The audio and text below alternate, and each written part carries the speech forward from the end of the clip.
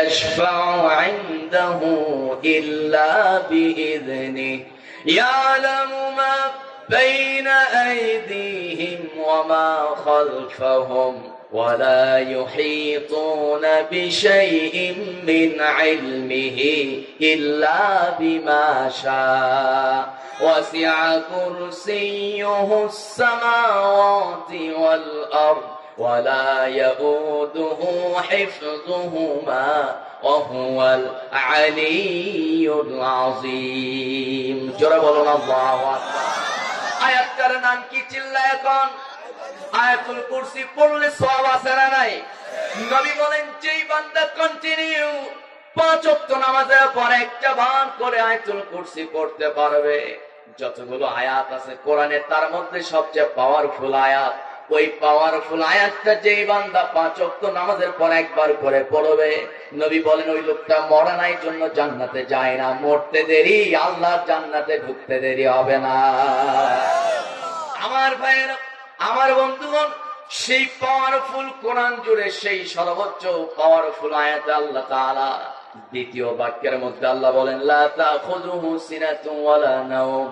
ও মূসা, তোমার রবের শরীরে, তোমার রবের চোখে তো কোনো ঘুম তো নাই, তন্দ্রাও নাই, ঝিমানিও নাই, অলসতাও নাই। তোমার হাতে থাকা গ্লাস যেমন টুকরো টুকরো হয়ে গেল সামান্য ঘুমের কারণে, মূসা তুমি কি জানো তোমার রবের যদি ঘুম চোখে থাকতো গোটা দুনিয়া এরকম কাছের মতো টুকরো টুকরো হয়ে যেত। আল্লাহু আকবার।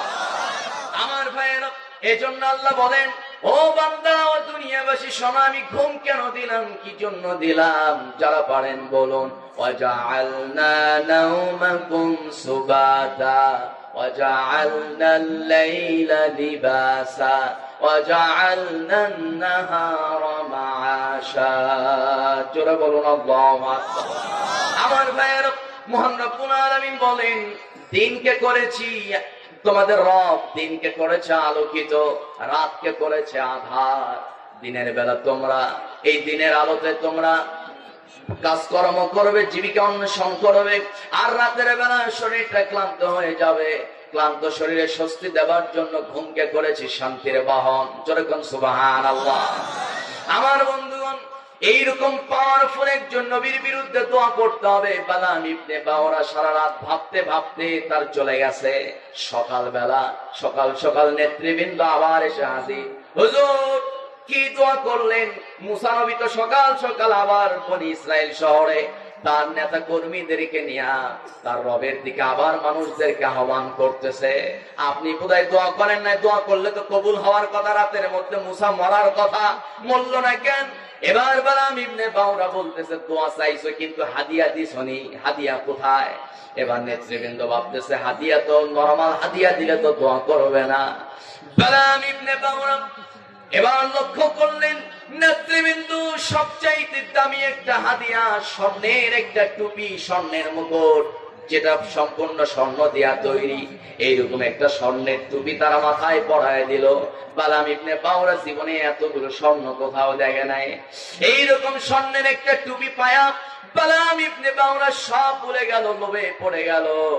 আতাইনাহু আয়াতিনা ফানসালাখা মিনহা ফাআতবাহু আশ-শাইতান ফাকানা মিনাল গাওয়িন। জোরে বলুন আল্লাহু আকবার।